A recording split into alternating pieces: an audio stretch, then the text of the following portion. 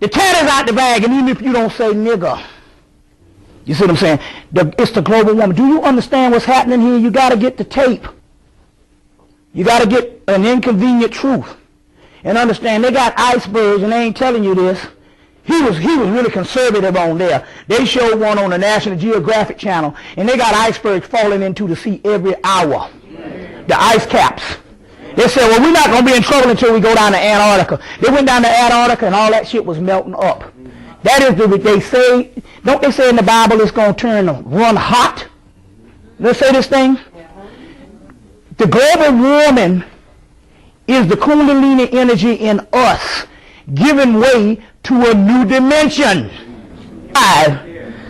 And he is right. You say, I don't care what your philosophy is, it's got to be a truth. Because when it all disappears, we going to be the ones standing on the other side as the glorified spirits. That's the Joseph in the multicolored coat. The raincoat. You see what I'm saying? The glorified spirits. So this thing is big. Let me give you an example of what's going down here, how we are the gods. An enigma happened in the United States on Harlem. The people was baffled. They couldn't figure this shit out. How was this nigga being so damn successful? What the hell was going on? Some called them agents. All kind of shit. They wanted to know how this was being so successful. Let me give you the damn 411 on this shit here. The rundown. Listen to this. Huh? You know, I call the father of the word, Paul Mooney, he's something now. Yeah, I know, yeah. We know that. That's what happened with the whole thing that went down with the Michael Richards thing. It was a ritual because Paul Mooney, they never did let this nigga on TV. All of a sudden now, he's a part of the damn forum. Shit, man, look, you better... Ritual is a ritual. What about certain agreements from the monkeys? Huh? Those monkeys and agreements? Well, all of that stuff comes from alchemical terms. They name newer stuff from earlier stuff. I want to show you this. Let's see if I'm hoping it's in this book. Hold on 1 minute. Here it is. Now, let me explain something to you how the spirit world works. This was baffling, I see it. This was baffling people. They want to know how did this nigga get so damn successful with what he does. So the nigga called Sinetta.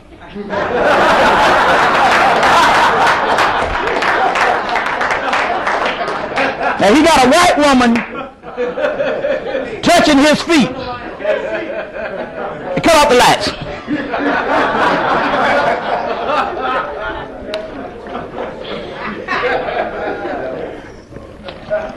He got his bullhorn.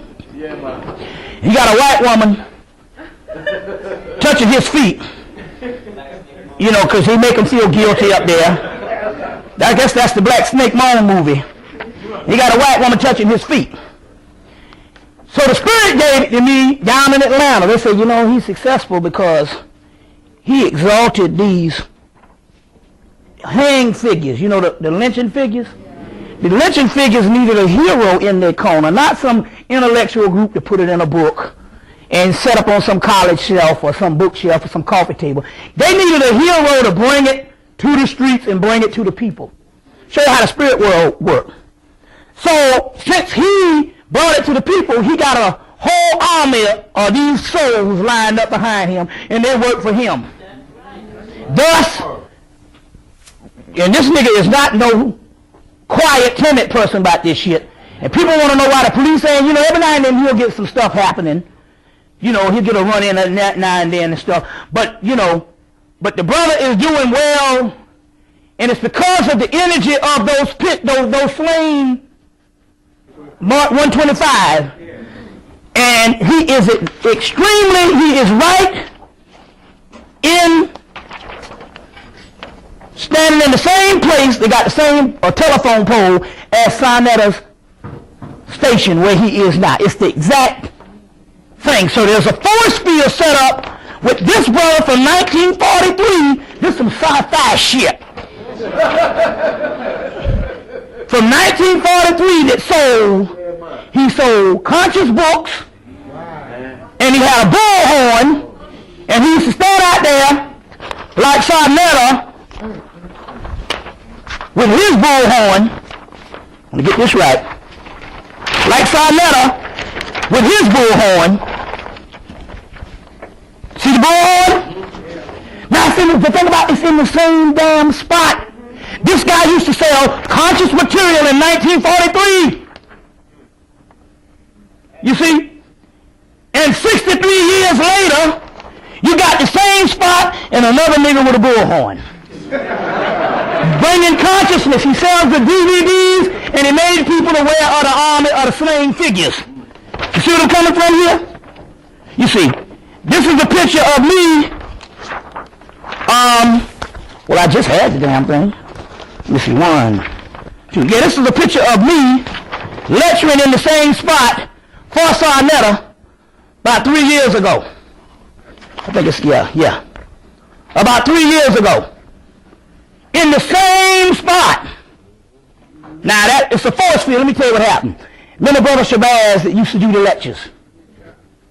Shabazz had a wreck, a car wreck, I think it was January or something, of 2004. He turned right around in 2005, had a car wreck on the same spot that he had it 1 year ago to the day at the same spot. He rolled by the damn place and had another wreck at the same spot 1 year later. It was a force field.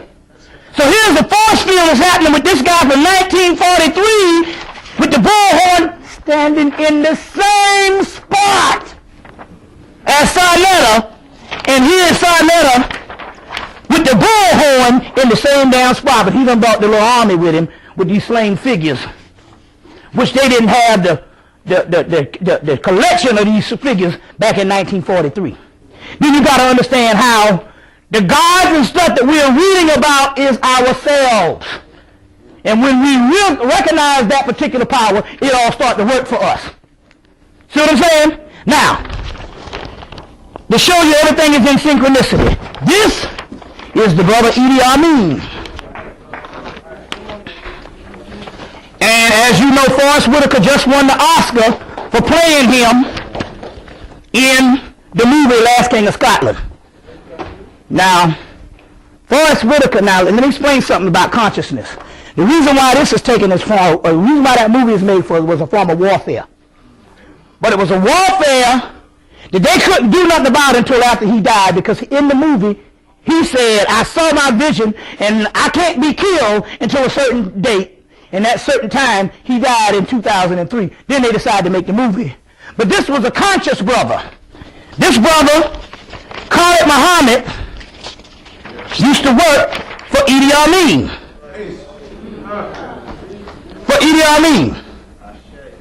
Used to work for Idi Amin. You see. In Uganda. And I remember when I was dealing with Carl, this was in the late 90s, I like, damn, what was it like to be with that crazy nigga, Idi Amin? He said the brother knew his history and his knowledge, and he was conscious. And a lot of things he did was because he was one of these conscious brothers alone.